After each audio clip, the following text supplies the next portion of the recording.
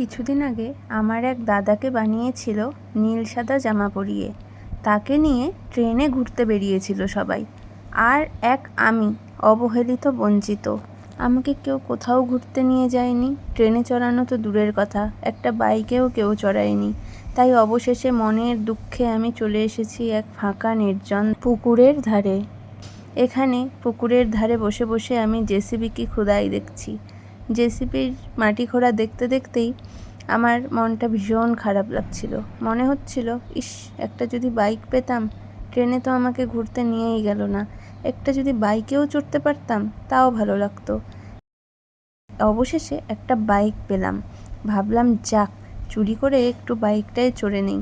এমনি তো আর বাইকটাই কিনে দেবে না আমাকে, এমনিতেই আমি অবহেলিত বঞ্চিত। তাই একজন বাইক এনেছিল, তার বাইকে টুক করে আমি চড়ে নিলাম এবং চড়ে নিয়ে মনের স্বাদ আমি পূরণ করে নিলাম। একেই বলে দুধের স্বাদ ঘোলে মেটানো। আমার অভিযোগ আনন্দের গল্প তো তোমাদের সাথে করলাম। এবার বলো দেখি, আমাকে দেখতে তোমাদের কেমন লাগছে? আর আমাকে যদি কারো পছন্দ হয়, নিতে চাও, তাহলে অবশ্যই যোগাযোগ করো। আমি কিন্তু একদম দুষ্টু বাচ্চা নই, ভালোভাবেই থাকবো তোমাদের বাড়ি।